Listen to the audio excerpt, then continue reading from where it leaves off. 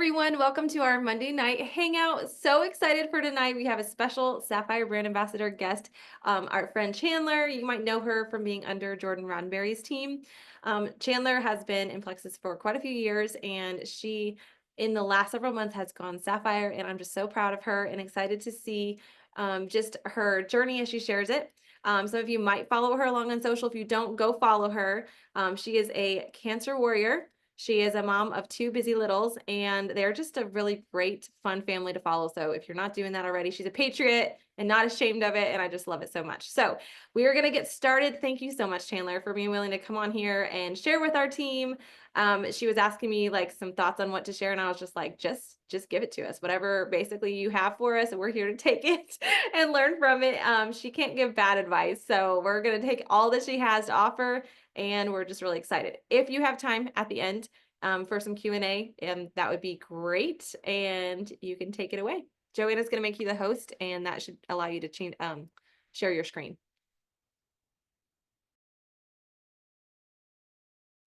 Okay, perfect. Sorry, I was closing out of my Facebook so y'all don't hear all my notifications going off. I should be able to do Q&A. I have a hard stop at 8 because I have my own team call to lead then. So where are most of you guys at? I'm curious what time zone you're in.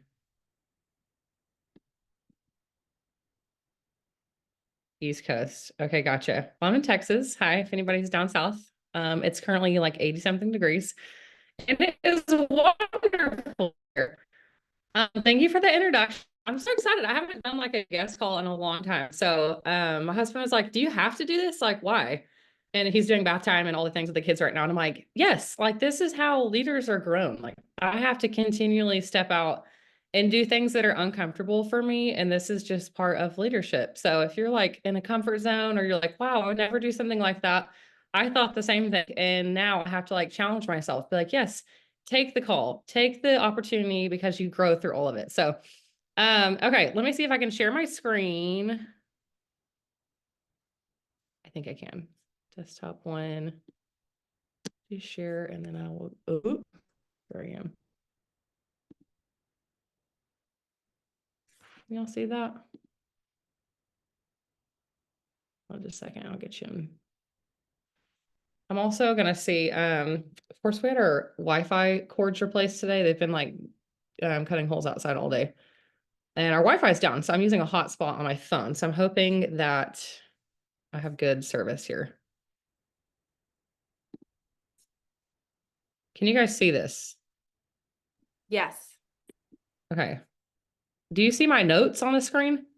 We see like it's kind of shrunken. We can see it like the black screen. I can see your notes. Okay, I don't know why. It's supposed to be presenter view. I've never tried presenter view before, so let's see how this works. Okay, I'm just gonna go here. Hold on, guys. I promise I have my life together. Just not all the time. Okay, let's just do it like that. How's that? Good? Okay, perfect. So I was asking the girls, I was like, what should we be talking about? Like, what's the focus? What is everyone working on? Like, what hurdle are they in front of right now? And she's like, everyone's in the same boat. Like we all want to develop leaders. We all want to find leaders so that we can start duplicating and building a team. And if you are new here and you're like, why do I have to develop leaders? That's how you progress. Like most people can get to gold, maybe senior gold on their own, but really at that point, like you've got to figure out this pillar called duplication in order to start actually growing a team. And really like for me, I didn't have fun with this until I had a team. I did not enjoy my job with Plexus until I had other people to lead and to coach and to pour into and like really start doing some scary things together. And so like this piece for me was essential to get to. So that's what we're going to be talking about tonight. So first, let me go through some credibilities because I think that's really important, especially if y'all don't know me, if you don't follow me, etc. So we're a Sapphire team. We went in November. And I'm just going to throw the disclaimer out there. We were enrolled for 4.5 years. Okay. 4.5 years we sat at Emerald. And it was a very long journey of feeling like, oh, wow, like I'm never going to get past this point, or I don't really know what Sapphire looks like. I don't really know what Sapphire means to me. I don't really know who is going to help me get to Sapphire because getting to Emerald was a totally different team than the team that we had going Sapphire. Still there, but they were not like the top recruiters. They were not the top developers. It was just a whole new set of people. So most of the girls in this picture actually came onto my team after hitting Emerald. And they got us to Sapphire. So here's some of my level 1 developments. I have a level 1 Emerald. She has an Emerald underneath her, and there's several rubies, senior golds, etc., underneath their team. I have a level 1 senior ruby. That's my sister. A level 1 ruby. She went fast start ruby last year. She actually joined me in January last year, and she'll be Emerald this year. And then several between senior silver and senior gold. And I tell you that only for credibility. I want you guys to know that, like, I've gone through this a few times. I've duplicated a few girls, and it is hard. And a lot of them I have duplicated by failure. I've lost a lot of people. A lot of people have quit, but this is like the result of resiliency. This is the result of figuring out systems. It's the result of like getting out of my own head, getting out of my own way, and just like finding others to really pour into and to lead. So I feel like this whole topic is like broad, and I feel honestly like I could talk for hours on how to find your people, how to grow your mindset, how to recruit the right people, how to develop them. So I don't really know that this topic is like going to come to a conclusion. So if we get to the end and you're like, huh, I don't really know. I don't really know what this means for me. It may be like, this may be a series, maybe I'll have to come back and like finish this some more. Okay. But if you've never heard this, this is really important. This has always impacted me. Your success is based on two things. Okay. 20% skill set, which is like IPA, our conversion, our conversations, our recruiting, our conversions, etc. Like that's the day-to-day, the busy work that we do when we're talking to people, or people sharing Plexus with them and then getting them to sign up. Okay. 80% of this entire business is our mindset. It's the thoughts that that pass our brain every single day. And it's not just the thoughts, because those thoughts are what dictates our actions every single day. Okay. So there's a reason that we talk about mindset. There's a reason that you guys probably have these. Do you have these every single week? These team calls? Yes, we have team calls every single week. We're constantly doing book studies. It's just such a big piece of what we do, and it can feel monotonous, but it is because 80% of what we do is dependent on the thoughts that we have. So it's super important to be training and fine-tuning what's happening here so that we are dropping the right bait, recruiting the right people to our business. And then once they're there, we feel equipped and we feel capable of getting them to the next point, which is silver, senior silver, gold, etc. Okay, so first, I always think this is so important because we're really setting a foundation for not even like, what do you want from this business or who do you want to recruit to this business, but like, where are you? Like, let me see if I can see those names. Okay, Brittany, like, where are you at right now? You don't unmute yourself. I just want you guys to start thinking. So let's get a piece of paper out real fast. Or you can put it in a text. If you want to open up a text to your sponsor, this can be really great for a conversation starter with you and your sponsor as well. So this is foundational work. This is where are you at in terms of your belief, because your belief is what's going to fuel your success. And if your belief is low, you're not going to be heavy in the actions. You are not going to be doing the bold things. You're not going to be getting out of your comfort zone. You're not going to be having those hard conversations, whether it be your new recruits on your business or the girls that you really want on your business. So the first one is the products. How much do you love these products? How much do you believe that these products can work, not just for you, but for everyone that gets their hands on these products? Do you believe in the ingredients? Do you believe like in just the manufacturing process that goes into it? Like just everything that goes into our product. What is your belief? 1 out of 10. 1 being the lowest, 10 being the highest. Okay, next is the company. If you've never visited corporate, maybe you've never actually like met anybody that has come from corporate, but what do you know about corporate today? You know that we're debt free. You know that we do like a non-for-profit every single month, that we partner, that we give, all the things that you know about our company and our corporate as a whole. What is your belief that they will sustain you in terms of you pursuing this business? 1 out of 10. Okay, systems would be like IPAs, like all the systems we talk about, our like Add3 system, our Send Share Invite system, our just IPA in general. Like, how do you feel equipped with the systems we have to be successful at this? 1 out of 10. And then the last one is self. How do you feel, you, Joanna, how do you feel that you are capable to go diamond, to go double diamond, to go triple diamond? What is the belief like in yourself? 1 out of 10. How do you feel that those abilities align with what you want from this ultimately? So y'all write those down, text them to your sponsor. And like I said, that's a great conversation starter. If anybody has one that they want to share, if anyone scored a 10, y'all feel free to unmute and tell us why it is that you ranked a 10.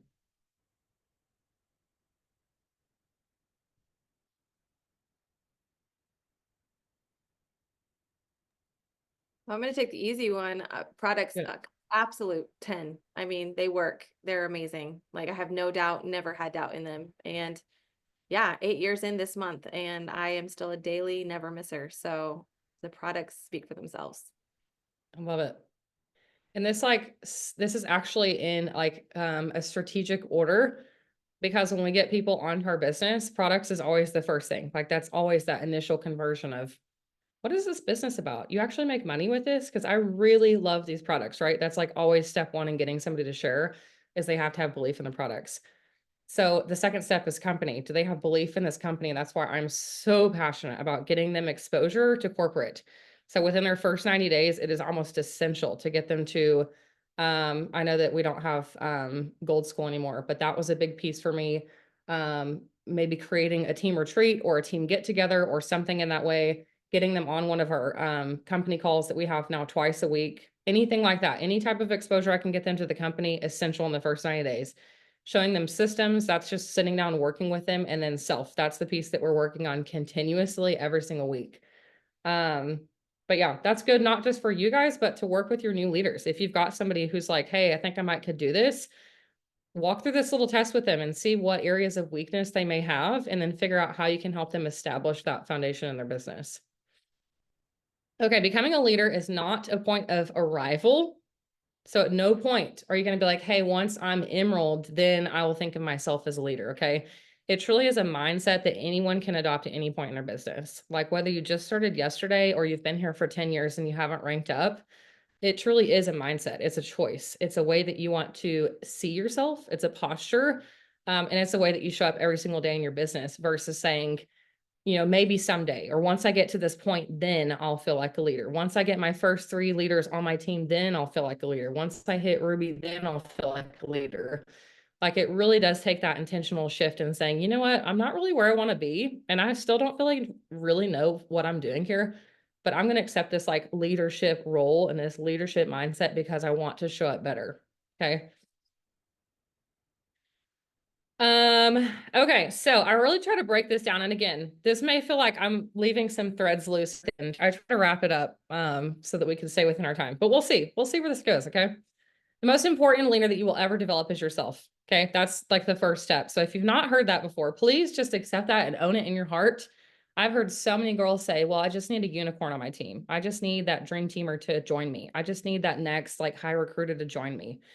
And I just feel like they're just sitting around waiting for an opportunity that may never come when they haven't fully accepted that role themselves. Like they're not saying, hey, you know what, my recruiting's been kind of low. How can I like really maximize that this month? You know what, my influence, not really there. Like I don't really know how to show up on social media. How can I maximize that? You know what, I've only been posting like once a week. I really want to like, how can I really hit like 5 to 10 times a week? Like we really just have to accept that I am the only person that I have control over. I cannot control other people outside of myself. And once you accept that, you're going to just release you're going to have a lot of freedom in this business. Okay. And you're going to feel a lot more equipped and satisfied too in the work that you do. So really when I break this down, there's 2 parts to this for me. Okay. There's a want level and there's a posture. And the want level is how much do you actually want what it is that you say you're wanting. I have several girls on my team that have said for years, I want to go Ruby. I want to go Emerald. I want to do this. I want to walk on stage. I want to be asked to speak, but their actions are not in alignment with their want. Okay. So they may say their want level is like a 10 out of 10, but I'm watching them and the actions are telling me that their want level is like at a 2 out of 10. And so as a leader, that's something that you really have to help discern in your people so that you can maybe call out some of those things and say like, hey, you're saying you want this, but actually like your actions are telling me something else. Is there something maybe that's inhibiting you from doing those actions? Or maybe are your goals just too big and you don't actually feel that you're like capable of getting there? Because maybe we need to break down your goal for you in more like bite-sized chunks. Okay, so that's the want level. The posture is how are they upholding themselves through the week? Okay, what are they showing up like on calls? Is their camera on when they're on calls? Are they unmuting and asking questions on calls? Are you unmuting and asking questions on calls? Are you showing up to all the things? Are you taking full advantage of the book studies? Are you taking full advantage of all the calls offered? Are you showing up in the team threads? Like it really is a posture. And if we think about, because this job is so different from like an 8 to 5 career, When I worked 8 to 5, like I had to show up every day at a certain time or I would get fired. I had to go to the meetings. Okay. I had to show up for my clients. I had to do the certain meetings that we had at certain times or I would get fired and I would lose credibility. And so if we take that same like business ownership, that responsibility, we bring it here and we show up even when we don't feel like it. We choose to have a good attitude. We choose to be engaged. Like it really does shift everything from that like space of, well, maybe I'll feel like a leader when to no, I'm going to feel like a leader right now. And this is the posture that I'm going to have when I start showing up in my business. Okay, so let's dive more into the want level. So years ago, I think it was Ruby. I think I had just gone Ruby. I had just gone to my first convention too, and I caught the glimpse. I caught the vision on stage. It was an Emerald Ambassador, and she had shared her story, and I came home feeling like, dang, I think I want to quit my job. I think I want to go all in with Plexus and like make this work. Like I already didn't like my job. I had no passion for what I was doing. I was in corporate sales and I worked a lot and we were just drowning in debt. And I felt like this could be my answered prayer. Like I wanted time freedom. I wanted more income. I wanted to work out during the day. I've always loved exercising, but I hated exercising at 6 p.m. at night. Like that was literally my why. I just wanted to work out during the day. I wanted to be able to shop at Target during the day and not have to wait till Saturday mornings when everybody else went. And like that was how simple my why was. Okay. I just wanted freedom. And to do that, I decided to close my back door because I knew I would not be successful with this if I constantly had one foot in, one foot out. And as long as I had my corporate sales job, it was so easy for me to say, I don't need this Plexus thing. I don't have to show up on that call. There's a cool incentive this month, but you know what? I made good money already with what I'm doing. I don't need it that much. Or, I know that the goal for whatever retreat or whatever they're doing is 10, but like I don't really need to go. Like if I want a vacation, I can just pay for my own vacation. First off, I had an attitude issue, so I had to change my posture. But secondly, like I had to close my door because I had to put myself in that space of let's see if this works to no, this must work. And now like this is a deep responsibility. Like our family is dependent on my income.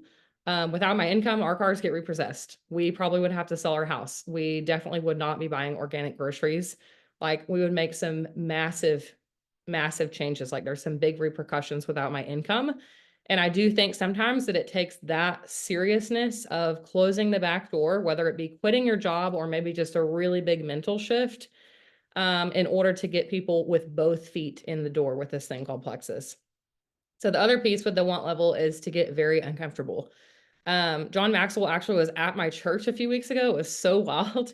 And he spoke, and it was an incredible sermon. If you guys want it, I can send it to you. It was so good. He's done it several times, but it's just different when you're there in person. And he said, if you're the smartest person in the room, then you're in the wrong room. And his whole sermon was on growth, and how we need to just be getting out of the people pile and just removing ourselves from the wants and the desires and the expectations of other people and really putting ourself in the space of like, what do I want? Am I willing to get super uncomfortable to get to that spot? And so some things that I've had to change specifically in the last couple of years of getting from Emerald to Sapphire was I had to change my environment. I realized that the environment I was in was very comfortable. I went to the same, 4 to 5 friends every time I wanted like a girls' night. I wasn't trying to make friends when we went to the park. I wasn't trying to engage with other people when my daughter had gymnastics practice. I just wasn't very intentional with the people that were constantly in my surroundings, right? Like my head was down when I was at the grocery store. I was on my phone when I was, doing things for my kids. Half the time I would not get dressed. I would just, look like a slum because I'm a toddler mom. And so I didn't have that confidence to say like, hey, you're new here. I haven't seen you before. So it really took a lot of things on my end, but I had to be willing to get out of my comfort zone and really start those conversations, and really put myself in a space of people that were a couple steps ahead of me, which let me tell you, feels wildly uncomfortable, whether that be like spiritually, they're advanced, financially, they're advanced, or in business, they're advanced. Constantly putting yourself around a table with people or in a room of people who are ahead of you really challenges you guys. Like it really pushes you in a space of thinking much bigger, much more larger scale. And it really makes you question like your goals, honestly. So that was something I had to be super intentional with, was changing my environment, changing the people that I was around. And then posture. Okay, so this one I'm super passionate about. I say posture a lot with my team, because I really think posture is everything in this business. And if we are doing like I was doing it several years ago, waking up at the last minute, rolling out of bed, taking my kids wherever they needed to go, sitting down, looking at my phone the whole time. Like, that's not good posture. That doesn't say, hey, I'm open for business and I'm confident in what I have. Like, that says I'm insecure and I'm miserable and I don't have energy and all the things, right? Like, nobody wants to approach me unless maybe they feel sorry for me. But I really had to like change my posture, especially when I was out in public. Okay. Because it's a lot for us. Like we're constantly out of the house. I'm not well if I'm home. It's go into a deep depression if I'm home for like 24 hours. Okay. So posture is everything. So something that I loved to do. Let me see if I had put on here. Yeah, I did add it. Okay, hold on. We'll get to that point in a little bit. Vulnerability is the other piece. And so I want to share a little bit about why this is so important for me. Obviously, if y'all are looking at me, you're like, wow, that girl doesn't have any hair. What's wrong with her? If y'all don't follow me on social media, I have been going through all the skin cancer things like the past 3.5 years. And last year we hit it super, super aggressively. I had several spots that popped up. They're all on my face, which is super unfortunate. And so we started some like way more aggressive treatments, and I had multiple surgeries last year. And still, by the grace of God, we grew to a sapphire. So it was pretty cool. But some things that I learned last year was just the importance of these two words in specific: gratitude and vulnerability. I felt that I was carrying around this weight of like anger and resentment and frustration because people didn't know what I was going through. They couldn't resonate with what I was going through. I had these expectations of people that were just ridiculous, um, because it's such an unrelatable topic. Okay. So I had to do some spiritual work to get to a space of gratitude, whether it was gratitude for my situation, gratitude of being in the valleys, gratitude of having the people that I did around me. But gratitude, y'all, is the most important characteristic you can have. If you find any of the happiest people on earth, I guarantee you the first thing that you'll recognize is that they're grateful.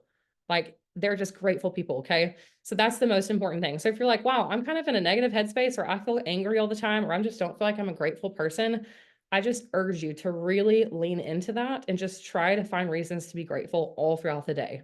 Like even when stuff's hitting the fan with your kids and you're losing your mind. I had one of those moments today. The second piece to that is vulnerability. If y'all are sharing in the chat, I cannot see, and I'm so sorry. The second piece to that though is vulnerability. And so halfway through the year, I went to Leadership Excellence with my two new emeralds on my team. And I sensed that there was some disconnect. And mind you, I did not really know these girls before they joined me. Like we were social media strangers. They joined my business, they did the products for a little while, and then they decided to start sharing. So we really had to grow in that like relational piece. There had to be like a trust factor. Like we really did not know each other at all. And I'm not a vulnerable person. I just tend to hold everything in and I just build walls and I just expect people to show up for me, I guess. I don't know. Anyway, so we were at Leadership Excellence and I was like, I'm sensing some discomfort. I'm sensing like there is some tension or maybe some like space between us. And I want to figure this out. Okay. And this is exactly where I was in my business, where I was like, where I am is not where I want to be. Okay. We had been at Emerald for 4 something years, and I was still figuring out the leaders on my team. I was figuring out how to lead my new leaders, navigating skin cancer, all the things. And so we stayed up till 3 o'clock in the morning, one of those nights in Scottsdale. And it was the most vulnerable I think I've ever been with my team. It was my two top leaders, my two emeralds.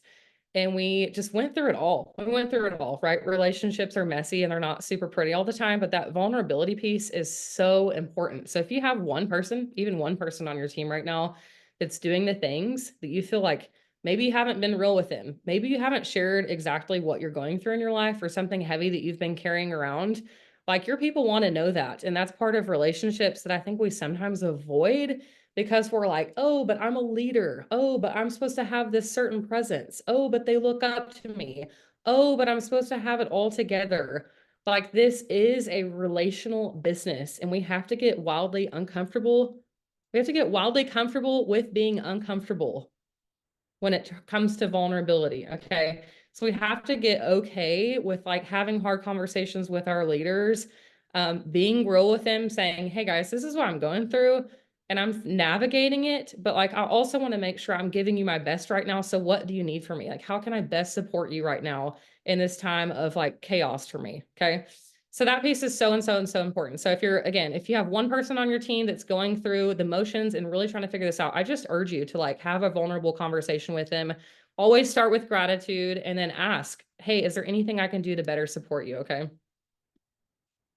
Okay, so some self-awareness pieces. This was such a game changer for me during my journey is understanding who I was, what gifts do I have, and how can I like really use these gifts like in a discipleship setting so that I can like really be my best self and I can bring other people to understand who their best selves are. Okay, that's ultimately what we do here. So I went through this list and I found the top three that really resonate with me. And so mine are fun, freedom, and confidence. I feel like those define me to my core and have been very true since the day I was born, or maybe since the day I gained my personality, which was probably a few years after. But anytime that I'm feeling weird in my business, I'm feeling like, hmm, I'm not really having fun or I'm not really enjoying showing up, it's because my actions are not in alignment with my core values. So this core values piece really is so important as we're gaining awareness as leaders so that we can then start um displaying that or what's the word I'm looking for? Marketing that so that we're attracting those like-minded leaders. Okay. And not all my leaders are in alignment with fun, freedom, and confidence. But I will say fun, like, is the top of my list, which makes me a very blue personality. And so naturally, a lot of my leaders are blue. Like, we all love to vacation. We all love to have fun. We all love to have tacos on Tuesday, like all the things. Okay. So we do have a lot of fun together.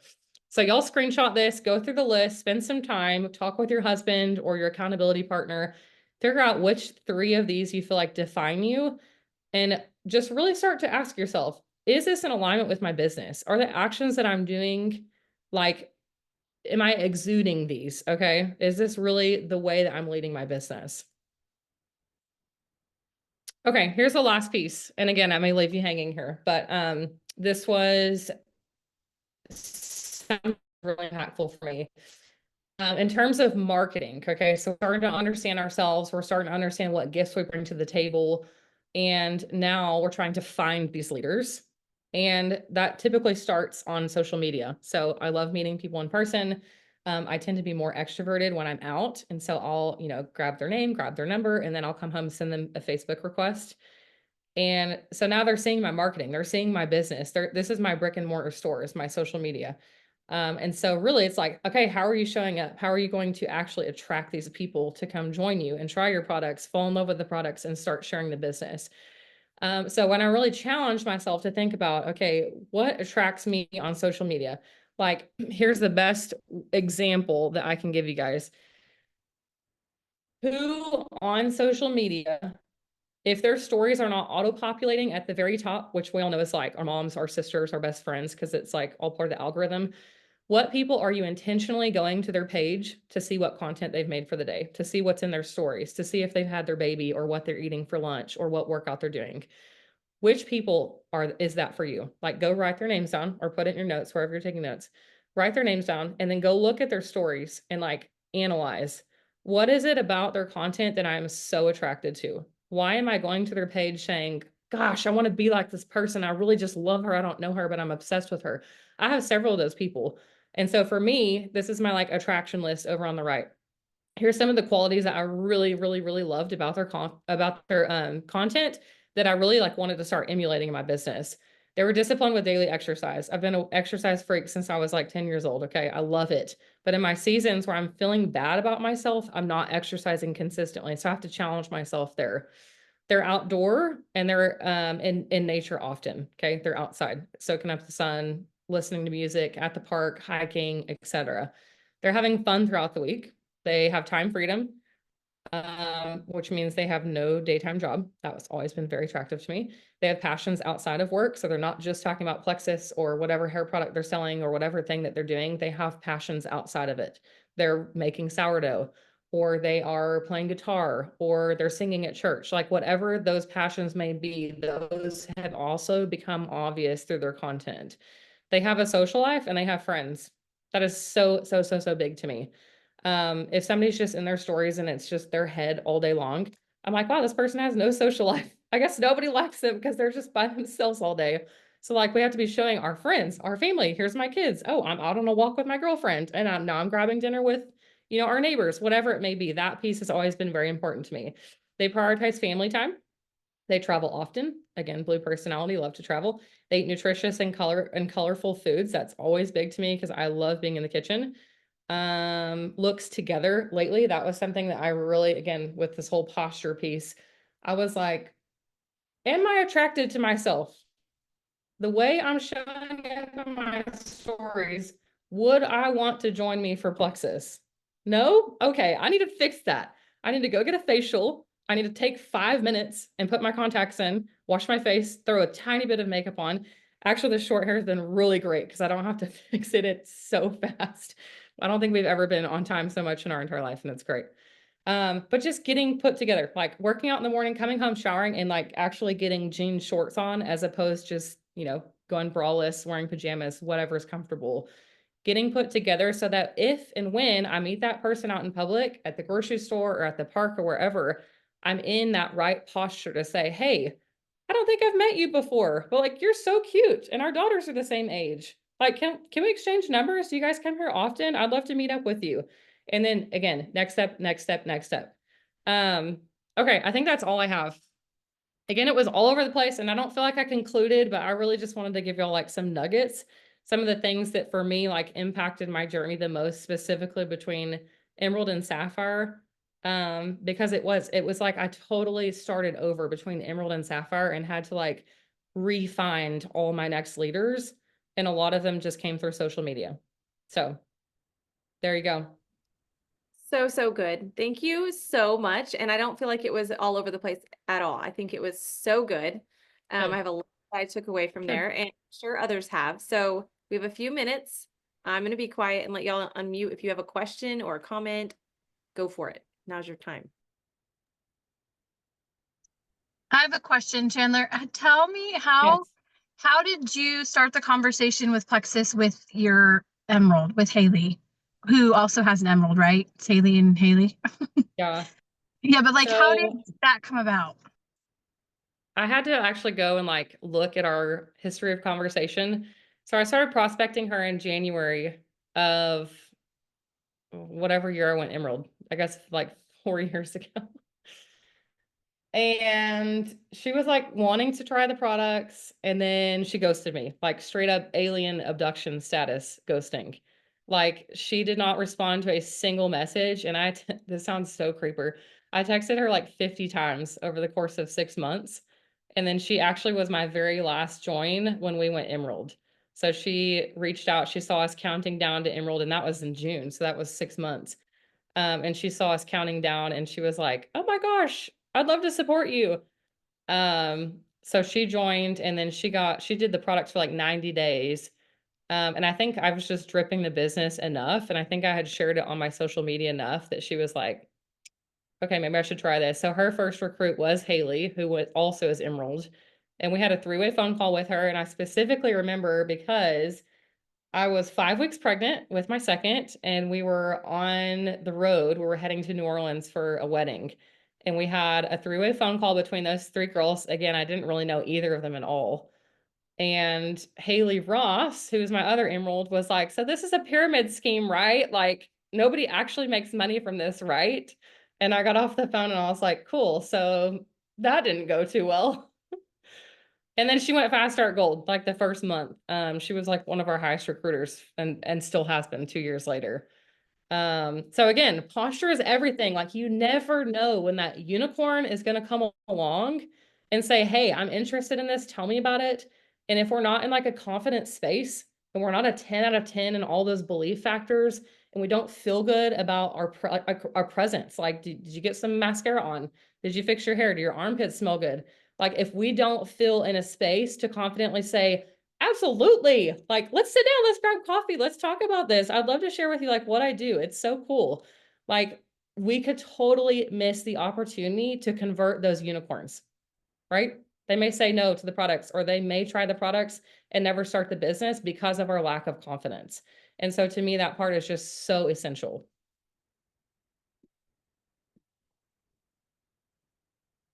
Any other questions? Y'all can ask me anything. I'm an open book, truly. Do you ever lead with the business before products? Oh, absolutely. I actually recruit a lot of people for the business, and we don't even really talk about the products. It's normally like the very last part in the conversation. But I think it's because I'm so business heavy on my social media. Like I have just lately started posting about the products because I felt convicted like I need to help more people in their health testimonies. But for a while, I was so business heavy that girls were coming to me saying, "Hey, I want to do this business." We would jump on the phone, go through all the business things. I would get them signed up, and then they would start taking their products, and I would do like no customer care with them. They would go like Fast Start Gold or something, and then they would reach out and be like, "Hey, I think I'm done. I'm going to quit here. This is it for me." And I'm like, "Pause, Chandler. Hey, how are you liking your products?" And they're like, "Well, I'm not pooping." And I'm like, "All right, skirt, let's talk about your poop. Let's get you right." Because again, belief factor number one, they have to love their products. And so that was like something for me that I definitely missed out on. But I got them doing the business. It was a marriage eventually. They loved their products at some point, and then it was just smooth sailing from there. But absolutely, people can join you for the business and not even really have like a product mindset. Okay, I have a question. Yes. Obviously you're going through the whole chemo and skin cancer. So how do you talk to someone who say they got hit with just a surprise life event while doing the business? Like how do you coach them out of the mindset of life just hit me really, really hard? Yeah, that's a really great question. I think that's where vulnerability comes into play and just being their friend, letting them go at their own pace, I think is so important. Um, I think the thing for me that I always share with people is like, life is just hard, whether you have cancer or not. Like, if you have a child, it is hard. Like, my kid's been hospitalized multiple times in the past 2 years with RSV, pneumonia, et cetera, et cetera. Like, it's so easy to feel like derailed and just be like, wow, I don't want to work my business. Like, I'm mentally not there. Financially, we're challenged. Like, I haven't slept in 3 days, whatever it may be. Life is just hard. Like, we all have parents that are going through things. I know Joanna lost her dad a few years ago. Like, there's always, always, always going to be storms. My pastor constantly says it's not when or it's not if it rains, it's when it rains. And so we have to be prepared. We have to have that foundation, which again goes back to belief and making sure that we are rock solid on all the things. But then for me, the thing that I always tell people is like, this is my positivity.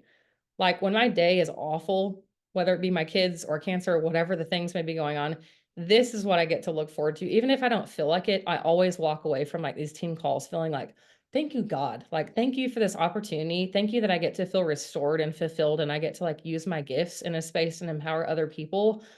And I think it's easy to forget that when we're in such a bad space of negativity, like, oh, I don't want to do this work thing. Oh, I don't want to get on this call. Oh, I don't want to send messages. But if you can like create an accountability space, get these people showing up and remind them of their gifts, remind them of their self-worth, and then just have some fun, like let them get a celebration, let them get a win, have some fun with them. Like they're instantly going to feel refreshed and they're going to want to do this again and again and again, even in a season of like hardship. Does that answer your question?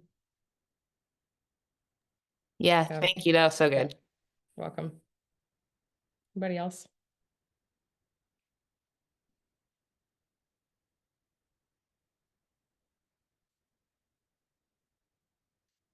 Y'all have the coolest names. I'm like looking at everybody's names, and these are some of the most unique names I've ever seen on a team. I would probably butcher pronouncing half of these, but they're beautiful. My daughter has a very unique name too, so. Okay, I'm gonna check the chat. Anybody else have any questions?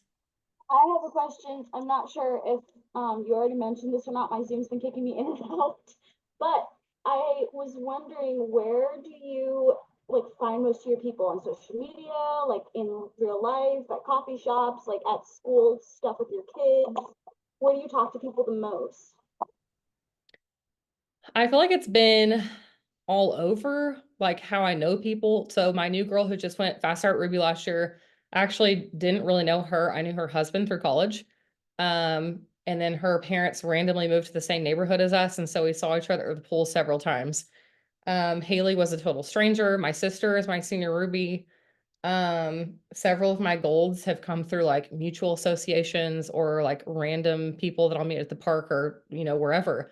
But I will say, like, to give you some clarity with that question, all of my leaders have been a byproduct of my consistency on social media. Like, if I was inconsistent in that space, I would not have any of those leaders. I may be friends with them, I may be acquaintances with them, but I don't know that they would have joined me because if I wasn't consistent in sharing the business, but not just sharing the business, but like excelling in the business. Because a lot of these girls joined me because of a rank up. They're like, oh, wow, I've been watching you for 2 years. You just went Emerald. That's awesome. Like, tell me about this. And so some of these girls truly are waiting for you to succeed before they will join you. Because secretly, they're also waiting for you to quit.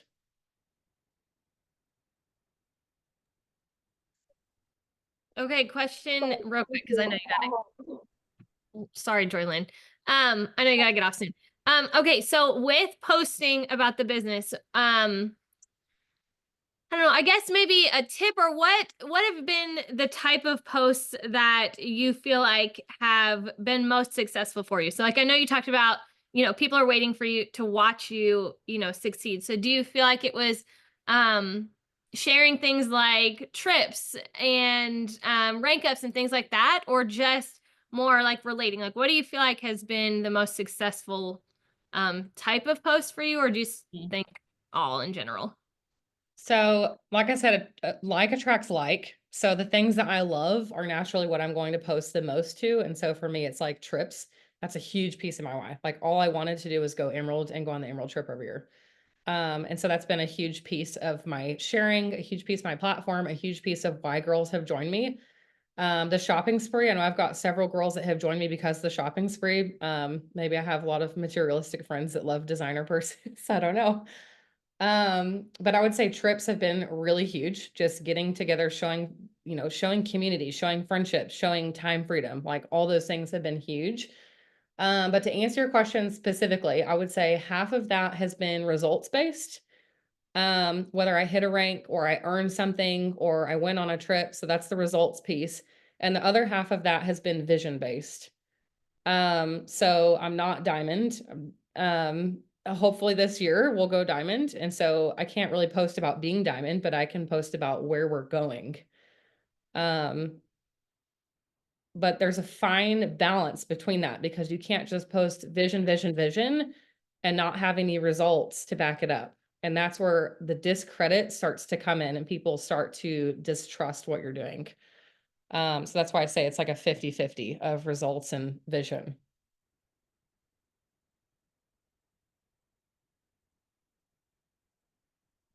Okay, I might have time for like one more question if anybody else has anything.